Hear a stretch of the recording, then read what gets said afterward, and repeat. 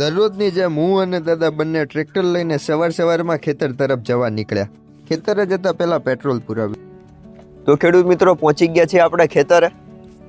હવે જઈએ છીએ દાદા પાસે. સામે દાદા છે તે નિરીક્ષણ કરે છે આખા ખેતરનું કે પાકનો ગ્રોથ કેટલો થયો છે અને હવે આગળ પાકમાં શું ટ્રીટમેન્ટ કરવી પડશે. કારણ આપણે ખેતર છે આવડું, આની અંદર ડાંગર કરવાની છે. કાલે તમને મેં ધરું દેખાડ્યું હતું, તે ધરું આપણે આ ખેતરની અંદર આવશે. અને આ સાઈડ આપણે રીંગણી વાવેલી જ છે પહેલેથી. થોડાક ટાઈમ પછી જોઈશું કે ગેપ ફિલિંગ કરવી પડે છે કે નહીં. કદાચ તો નહીં જ કરવી પડે, પણ આપણે જોઈએ કે કેટલો ગ્રોથ થાય છે. અત્યારે તો સારું લાગે છે. તો આપણે જે અહીંથી મને દૂરથી દેખાય છે કે આપણે જે મકાઈ વાવેલી હતી તે ખેતરની અંદર અત્યારે ભાગ્યે પાણી ચાલુ કર્યું હોય. સામે કૂવામાંથી પાણી આવે છે. આ પાઇપ તમને કાળી કાળી દેખાતી હશે, તે આ ખેતરની અંદર જાય છે. ચાલો તો આપણે તેને નજીકથી જોઈએ. જો ભાઈ, પાણી આપણે મકાઈની અંદર દઈએ છીએ. આ ખેતરની અંદર આપણે તરબૂચ વાવ્યા હતા અને આ જ ખેતરની ઓલી સાઈડ છે આપણે રીંગણી વાવેલી છે. આપણું પાણી તે કૂવામાંથી આવે છે. સામે કૂવો છે. તો ખેડૂત મિત્રો, આ આપણે કૂવો છે પાછળ, તેની અંદર નર્મદાનું પાણી આવે છે અને આ લાઈન જાય છે ડાયરેક્ટ આપણા ખેતરની અંદર. લાઈન જોતા જોતા આપણને આપણે સાપ અત્યારે દેખાણો. કયો સાપ છે તો કોમેન્ટ જણાવજો. તો ભલે સાપ ત્યાં રહ્યો, તેને ત્યાં જ રહેવા દઈએ, આપણે તેને છંછેડવો નથી. અને તો મિત્રો, હું અત્યારે દાદાના પગલે પગલે ચાલું છું, જે મને સાચી ખેતી શીખવે છે. તો ખેડૂત મિત્રો, આપણે આજે ખેતરની અંદર રીંગણી કરી હતી ને, તેની અંદર આપણે ગલગોટાના થોડાક છોડવા રોપેલા છે, જેથી રોગ જીવાત ઓછી આવે અને ખેતર પણ આમ મસ્ત હર્યું ભર્યું દેખાય. એક સાથે બે કામ થઈ જાય. જો તમને દેખાડું, તેની વચ્ચે ક્યાંક ક્યાંક હજારીના છોડવા મૂકેલા છે. આ છોડવો છે તે, અને પાછળ આપણે રીંગણ છે. ખેડૂત મિત્રો, આપણે આ દાદાના મિત્રની ઓયડી આવ્યા હતા. અહીંયા ઉપર જે પાઇપ છે તેને આપણે આપણા ખેતરે લઈ જવાની છે, કારણ કે આપણે જે પાણી વાળીએ છીએ તેમાં જરૂર છે.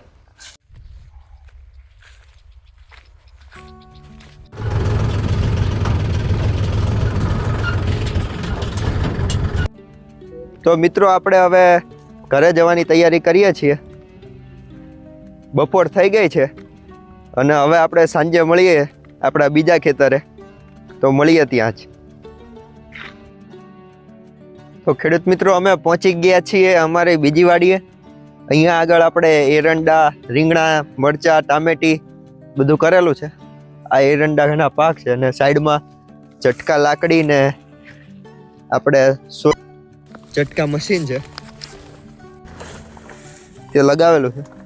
હવે સૌ પ્રથમ ઝટકો પહેલા બંધ કરી દઈશું, નહીતર આપણે ખેતરની અંદર નહીં જઈએ કે. અત્યારે આપણે હવે ઝટકા મશીન બંધ કરી દીધું છે અને તમે જોઈ શકો છો ઉપર આપણો પાક કમ્પ્લીટ તૈયાર થઈ ગયો છે. હવે તેને થોડાક સમયમાં કાપી લેવામાં આવશે અને એરંડાને હવે પછી સૂકવીને બજારમાં વેચવામાં આવશે. અને આ સાઈડ થોડો ઘણો ચારો કરેલો છે, તેની અંદર રજકો છે અને ઘઉં બે મિક્સ કરીને નાખેલા છે. અને આપણે અહીંયા થોડીક એવી મેથી છે. આ બધા ઘઉં કરેલા છે.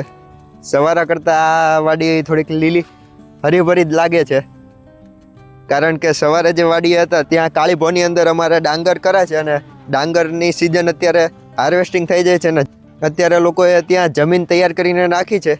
અને આપણે અહીંયા બધે થોડો ઘણો પાક છે બધી સાઈડ.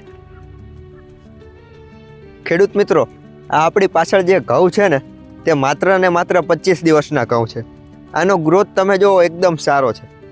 આના ગ્રોથનું એક કારણ આપણે થોડાક સમય પહેલાં વેસ્ટ ડીકમ્પોઝર બનાવ્યું હતું. એટલે કે જમીનની અંદર જે માઇક્રોબેક્ટેરિયા વધારે છે અને આપણે જે ભૂસું ને એ બધું હોય ને તેને સડાવવામાં મદદરૂપ કરે છે. તે આપણે બનાવીને આ ખેતરની અંદર નાખેલું હતું. તેનું પરિણામ આ જોઈ શકો છો. એકદમ ઓર્ગેનિક વસ્તુ હતી. આપણે તે બનાવવાની રીત આપણી યુટ્યુબ ચેનલ ઉપર પહેલાં મૂકેલી છે, જે તમે જોઈ લેજો એકવાર. આવી બધી જાણકારી માટે અમારી ચેનલને સબસ્ક્રાઈબ કરી દેજો અને તમારા બીજા ખેડૂત મિત્રોને વિડીયો મોકલી દેજો. અને ઊભા રહો, હજુ તો આપણે ઘણું બધું બાકી છે, જોતા જાઓ. તો મિત્રો, આપણે આ વચ્ચે એરંડા છે, એની પાછળ ઘઉં છે, અને અહીંયા મરચી છે, આગળ રીંગણી છે, અને એની આગળ ટમેટા છે પાછા. તો અત્યારે તો આ મરચાં આવી ગયા છે અને ઓલી સાઈડ રીંગણા આવી ગયા છે. આપણે થોડાક દિવસ પહેલાં રીંગણા વેચવા ગયા હતા, એનો પણ વિડીયો બનાવેલો. તે પણ તમે કદાચ નહીં જોયો હોય તો અમારી ચેનલ ઉપર જઈને જોઈ લેજો. આ મરચાં પણ છે કમ્પ્લીટ. હવે આને કાલે વેચવા જવાના છે.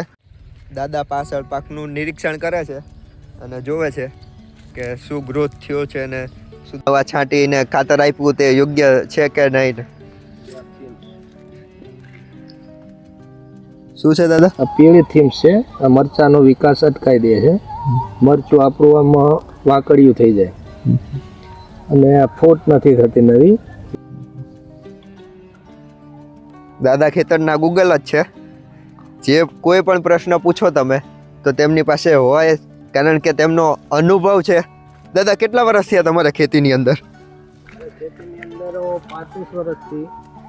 દાદા 35 વર્ષથી ખેતી કરે છે, એટલે દાદા ખેતરનો અનુભવ છે અને ભૂતકાળ પણ કહી શકાય ને હું છું ભવિષ્ય. તો ખેડૂત મિત્રો, આ આપણી પાસે રીંગણાની જાત છે, તે ડોલી છે. આની અંદર લાંબા અને જાંબલી કલરના રીંગણા આવે છે. અને આ છે આપણી પાસે આ સેન્ડો રીંગણા છે, જે આ રીતે નાના અને લીલા કલરના હોય છે. પાછળ સૂર્યાસ્ત થવા જઈ રહ્યો છે. અત્યારે હવે આપણે આ ઝટકા મશીન ચાલુ કરીને પછી જઈશું. આ છે ઝટકાનું મશીન છે. અહીંથી આ સ્વિચ પાડો એટલે ઝટકા ચાલુ. એની સોલર પેનલ પર અમે લગાવી ત્યારની એમને એમ જ છે. આને કાંઈ થયું નથી. લાયા તારા મૂકી હતી જુગાડું રીતે, તે રીતે જ રહેવા દીધી છે. અને બીજો કોઈ બગડવાનો પ્રોબ્લેમ નથી. આટલો વરસાદ, ટાટ, તડકો ગમે તેનાથી. અહીંયા થોડો કટકટ અવાજ સંભળાય છે, એટલે ઝટકા મશીન ચાલુ થઈ ગયું છે. એટલે આનાથી આપણે છેટા હારા. ભૂલે ચૂકે અડી ગયા હોય તો એ આ ઉપાડી લે. આ ખેતરની અંદર ચારો કરવા માટે ભરવાડભાઈને આપેલું છે. આની અંદર ઘઉં અને રજકો બે મિક્સ કરીને વાયેલું છે, જે ગાય ભેંસો માટે એકદમ સારું છે. અત્યારે જતા હતા તો રસ્તામાં ગળો દેખાઈ ગયો છે, જે લઈ લીધો છે. ઉધરસ માટે બહુ સારો છે. આને ઇંચના 5 કટકા કરવાના એક વ્યક્તિ માટે, અને તેને પાણીની અંદર તેને ઉકાળવાનું અને તેને સવારે પછી બીજે દિવસે પી જવાના, જેનાથી ઉધરસની અંદર એકદમ ફેર પડી જાય છે. આવી બધી ઔષધિઓ આપણા ખેતરમાં જ હોય છે, જેથી આપણે બહારના કોઈ ખોટા કેમિકલવાળા દવાઓ ને એવું ખાવું પડતું નથી. કે કિડની અને લીવર બે સાજું રહે છે. તો મળીએ કાલે પાછા નવા બ્લોગની અંદર. જય જવાન, જય કિસાન.